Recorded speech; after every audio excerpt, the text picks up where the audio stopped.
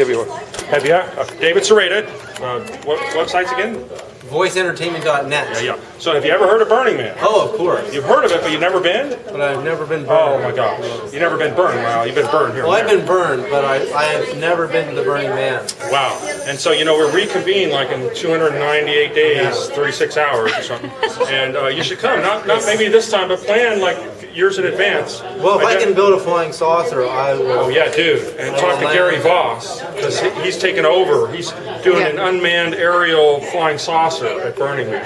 You know who Gary Voss is? Right, sure. Yeah. And so, oh my gosh, so I had the best time of my life. Best time of my life, followed by the second, third, fourth, fifth, sixth best nights of my life. Bam, bam, bam, all in a row. And then I almost died on Labor Day. No, then he look And then at on Labor hospital Day I band. almost died. But that's a whole other story. Yeah. You got to be careful at Burning Man. Well, I'll do a manned flying saucer. Yeah. Well, a manned one, or just a remote controlled one. That would be good. Have you ever heard of the rotary woofer? No. Okay, imagine a helicopter with blades that go like this. Inside, right. And what it is they sell these, rotarywoofer.com, by the way. They're like 20 grand plus installation, okay? The range is 3 miles. And you know when you talk in front of a fan, it goes, wow, it changes the pitch of your voice, right? Okay, what they develop is a huge industrial fan. They sell them to like rock concert stadiums and stuff. Huge industrial fan that actuates the sound by 0.001 hertz. Almost just above 1 hertz, up to about 50 hertz. All in the Brown sound, all in the God helmet. You're familiar with the God helmet, Michael Persinger, 1973. All those frequencies in there. That one was 5 hertz pulsed on a 1,000 hertz wave.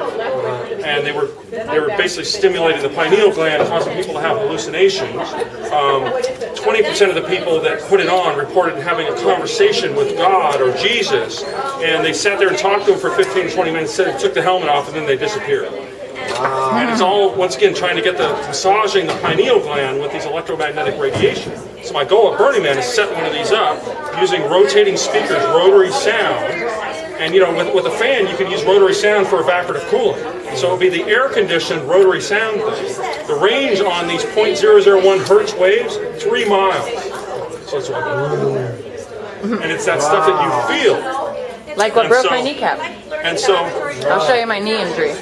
And so the other part of that is the sound stage, using these speakers that are based on a Lazy Susan, and then they have a mercury contact to get the power or whatever through there. There's a contact that goes through. And so these speakers, and like Song Remains the Same, Stairway to Heaven, all made with the Leslie speaker, or the Hammond organ or whatever. And so the idea is to get 4 of these in a row, like surround sound 5.1. Well, most DJ mixes are just in stereo, one side or the other. Well, the idea is to get it surround sound, and then the 1.1 in surround sound, that other 1.1 are for the tactile transducers that you basically bolt to your couch or your chairs and you're thinking, and the earthquakes in the movies and stuff, you feel them because they're lower than 20 hertz. And so then what I want to do is dig holes at Burning Man, dig holes in the ply, put these tactile transducers on there, and mount a stage. It's okay. Video's more important. That's what I'm like. And mount a stage on here, and then cover it back up with Plyodesk so nobody knows it's there until the really deep basses start coming on, and then the stage goes. And so,